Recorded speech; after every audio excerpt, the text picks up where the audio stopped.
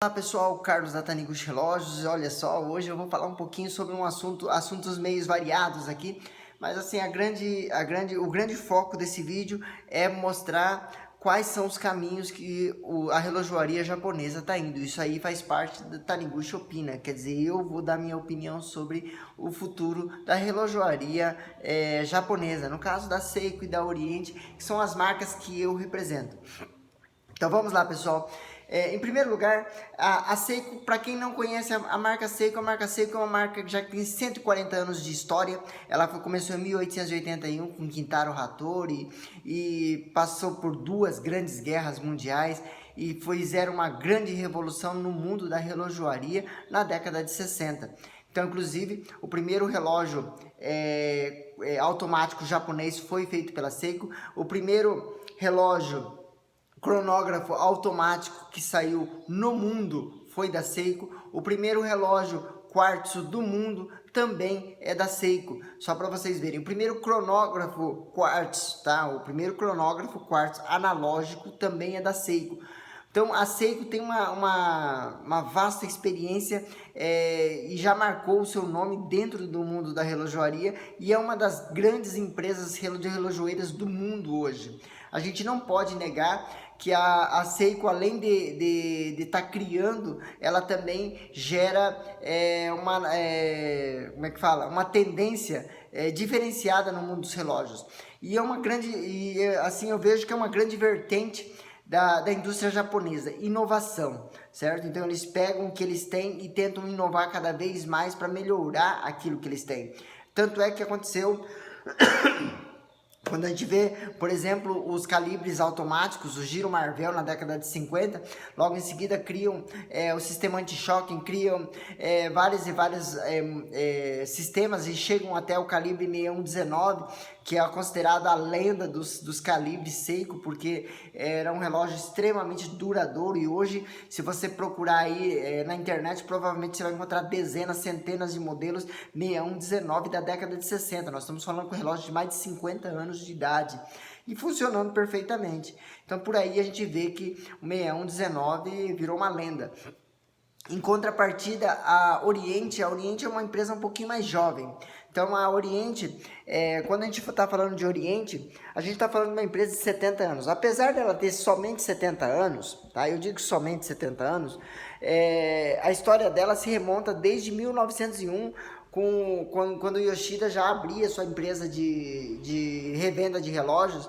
Ele trabalhou muito tempo fazendo caixas de relógio também, porque ele era um artesão, né? Então o que ele fazia? Ele pegava o relógio do cara, fazia a caixa em ouro, entregava, fazia caixas de relógio de parede e tudo mais. Então ele já tinha uma certa experiência em fabricação de relógios. E na década de 50, depois da Segunda Grande Guerra Mundial, ele faliu e ele teve que mudar. Como é que fala? Ele fechou a empresa dele, teve que reabrir a empresa dele com outro nome.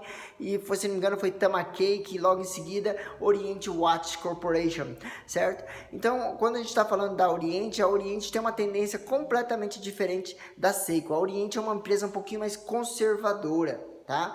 Então, quando a gente fala em empresa conservadora, quando a gente está falando da Oriente, a gente está falando de relógios automáticos, porque a Oriente, assim como as empresas suíças, eles não apostaram nos relógios quartos, eles apostaram nos relógios automáticos.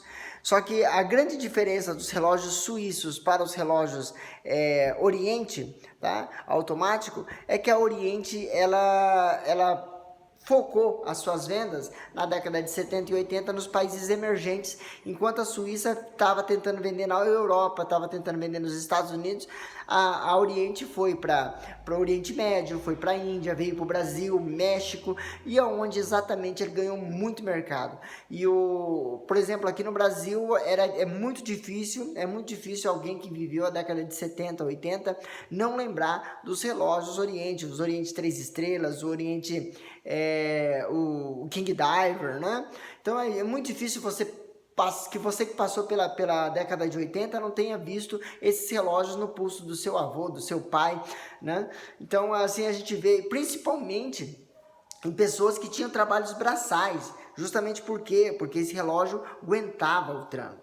Tá? Então, visto que naquela época, na década de 70, 80, 90, nós não tínhamos celulares, então o único meio de você saber a hora, principalmente na roça, né, era tendo um bom relógio. Então é justamente por isso aí que entra a Oriente. A Oriente acabou praticamente dominando o mercado nacional de relógios automáticos na década de 70, 80, certo? Havia várias e várias marcas, a Tecnos, havia Mido, havia várias e várias marcas, mas a Oriente se estabeleceu no Brasil e apostou no Brasil. E esse talvez seja o grande erro que a Seiko cometeu dentro do Brasil, foi ter deixado o Brasil na década de 90, final da década de 80, 90. A gente não vê tantos relógios Seiko, que a representação deles ficou um pouquinho fraca. Qual a razão de eu estar explicando tudo isso? Porque agora a Seiko ela é um conglomerado muito forte dentro do mundo da relojoaria, e a Seiko ela tem a Seiko Holdings, né? Ou seja, o grupo Seiko, ele é formado por várias e várias empresas, e duas chamam a atenção, tá? Que uma é a S2 ou a Daini, que eles chamam, e dentro desse braço da Daini nós temos a Seiko Watch, certo? E tem um segundo braço que a gente chamava de SUA, hoje se chama Epson. Esse segundo braço aí é onde também criava-se relógios, e esse lado Epson, eles investiram muito no lado tecnológico. E com a volta dos relógios automáticos, então o que aconteceu agora? A Epson ela tinha que começar a redesenvolver relógios automáticos, né? Mas ela viu, em vez de eu redesenvolver, eu já comprei uma parte da Oriente, por que não trazer a Oriente para dentro de mim? Então o que ele fez? Ele pegou e incorporou a Oriente em 2017. Então ele trouxe a Oriente para dentro da Seiko. Então hoje a Oriente e a Seiko fazem parte do mesmo grupo, só que a Seiko ela faz parte dentro do grupo Daini, tá? Dentro do grupo Daini, e a Oriente faz dentro do grupo Epson. Qual a grande diferença que existe entre os dois, tá? Vamos lá. A Seiko ela tem um know-how de 140 anos. Então, na década de 60, enquanto a Oriente estava lá caminhando, criando seus primeiros King Divers e tudo mais, a Seiko já estava inovando, ganhando o mundo inteiro. Tá? Ganhando o mundo inteiro, que eu digo porque é o seguinte, eles já estavam lançando cronógrafos, tá? Estavam lançando relógios diver lá, como o Capitão Willard, ou então o 62 MAS, o Marine Master, já estava lançando o Quartzo na década de 60, enquanto a Oriente ainda estava engatinhando, porque ela era uma empresa jovem, ela só tinha 20 anos, certo? E assim, todo esse know-how que a Seiko tem, principalmente em termos de acabamento, como é que fala? A gramática do design que a Seiko desenvolveu foi toda praticamente transferida para o Oriente com a chegada dela dentro da Epson, certo? E qual que é a grande... por que hoje eu falo muito da Oriente, tá, pessoal? Por que eu falo muito da Oriente nesse sentido? Porque a Seiko, apesar dela ter todo esse know-how, tudo isso aí, os grandes acontecimentos e os grandes, como é que fala? As grandes linhas que saíram da Seiko, certo? Saíram da Epson.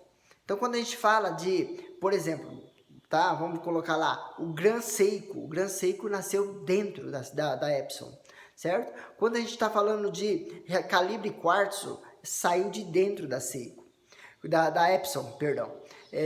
Quando a gente está falando de relógios LCD, tá? Relógios LCD, aqueles relógios digitais que a Seiko desenvolveu na década de 70, também saiu da Epson. Quando a gente está falando de Spring Drive, tá? Para quem não sabe o que é Spring Drive, dá uma procurada aqui que é Spring Drive, que é um calibre excepcional. Inclusive eu já descrevi várias e várias vezes aqui no meu canal também sobre o calibre Spring Drive. Esse calibre Spring Drive também tem o seu ponto de nascimento, a Epson. Então, quando a gente vê todo o know-how que a Epson tem para a criação de relógios, tá? Como o Gran Seiko, como os relógios Quartzo, como o Spring Drive, então só esses 3 itens, a gente vê que o know-how da Epson é muito alto. O know-how da Epson é muito alto. E isso aí está sendo repassado para o Oriente. Então a gente vai ver que vai existir nesses próximos 5 anos um salto muito grande da Oriente, não só para o mercado, porque ela é muito forte nos mercados emergentes, mas ela vai haver um salto muito forte nos mercados de primeiro mundo, como Europa, como Estados Unidos e como Japão. A gente já começa a ver a tendência da Oriente fazendo os renascimentos dos King Divers, como o Weekly, como o World Map. A gente já vê a preocupação deles criarem, trazerem de volta o Jaguar Focus. Então a gente já começa a ver que existe uma tendência da Oriente já para começar a se inserir nesse seleto grupo de empresas relojoeiras, né, mundiais. Então, ela está querendo entrar no primeiro mundo dos relógios. E agora começa também a chegar os Orient Star, os Orient Royal, que são a nata dos relógios Oriente. E já começamos a ver também as mudanças que a Oriente começa a apresentar nos relógios 3 estrelas, aquela linha mais básica. Relógios até R$1.000 você encontra com uns acabamentos excepcionais hoje em dia. Então os lançamentos que a gente está vendo agora dos Oriente 3 estrelas são excepcionais. Se você comprar um Oriente 3 estrelas com esses novos Oriente 3 estrelas, você não vai se arrepender, porque são muito bonitos, o acabamento é excepcional.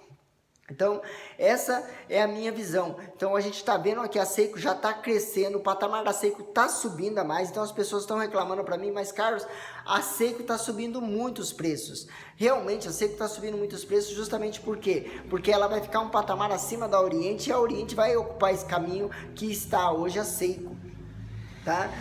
A gente vê, por exemplo, e assim a tendência de alta a gente vê que também não é tanto do relógio, mas assim do câmbio, tá? Então, porque hoje você vê que um relógio diver, você pagava em torno de 450, 500 dólares, hoje está, lógico, subiu um pouco, em torno de 550, 600 dólares, subiu em torno de 100 dólares, mas aqui no Brasil ele pulou de 2.000 para 3.500 reais. Então, por que subiu tudo isso? Justamente porque o câmbio subiu. Então, quando nós conseguimos vender a R$2.000, o câmbio estava em torno de 4, certo?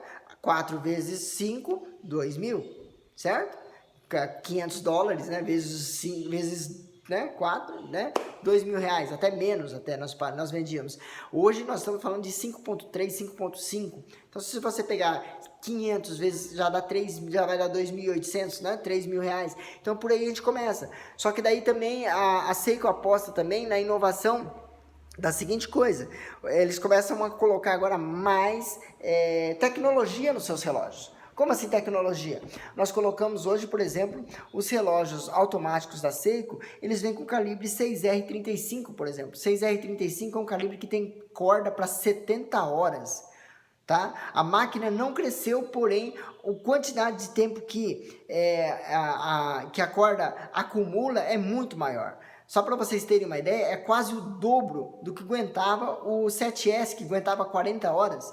Então nós estamos falando de um aumento de tecnologia, porque não é simplesmente, só coloca um ferrinho mais comprido. Não é assim, porque tem um espaço já limitado, então tem que ter uma força um pouquinho maior, tem que ter um metal mais, mais resistente para que ele possa gerar uma pressão muito maior sem perder a elasticidade. Então existe uma série de tecnologias que tem que ser testadas, e a Seiko tem criado e testado diariamente isso. Então isso aí, todo esse know-how, todo esse desenvolvimento vai começar a gerar o quê? Custo. E todo esse custo vai ser repassado para onde? Para o produto final. Então existe uma tendência de alta dos relógios Seiko? Existe sim. Principalmente nas linhas mais elevadas, como Gran Seiko, tá? E as linhas Prospex LX, por exemplo, que já vem com calibre Spring Drive. Então, quem comprou um calibre Spring Drive há 10 anos atrás, 15 anos atrás, apesar de ele ser um calibre muito simples ainda daquela época, hoje esse mesmo calibre vale uma fortuna, certo? Então, porque naquela época era um experimento, hoje não, hoje já é um produto final refinado. Então nós já temos ali todo o desenvolvimento feito e toda a tendência feita ali em cima dos calibres Spring Drive. Então, por isso mesmo, a tendência das empresas japonesas para esse segmento de relógios, hoje em dia, é ganhar conceito internacional, principalmente dentro do mercado de primeiro mundo. Essa aí é a grande tendência que a gente vai estar começando a ver agora, e a Oriente vai começar a entrar muito forte com isso, e quem vai ganhar isso é o público brasileiro, porque nós temos a representação da Oriente Brasil, onde vai ser começado a ser produzido novos relógios aqui no Brasil também, e isso Qual a grande vantagem de você produzir o relógio no Brasil? Só para vocês terem uma ideia, o incentivo fiscal. Esse é o principal ganho que o mercado brasileiro vai ter. Quando você traz um relógio de fora importado, você chega a pagar em torno de 20 a 25% só de tributação a mais entre IPI e ICMS. Certo? Quando você produz esse relógio no Brasil, a gente não tem essa tributação. E isso ajuda muito a baratear um custo de um relógio. E é justamente por isso que hoje os relógios Oriente entregam muito mais por muito menos. Então, quando a gente fala num Mako, quando a gente fala num Poseidon, com um relógio com caixa de titânio, certo? Um relógio numerado, com 500 unidades só, Diver, né? A gente compra ele por 3 mil reais. Hoje um Oriente, um Seiko simples, né? Um Seiko Turtle simples lá que tenha em aço, né? Com vidro de cristal hard legs simples, né?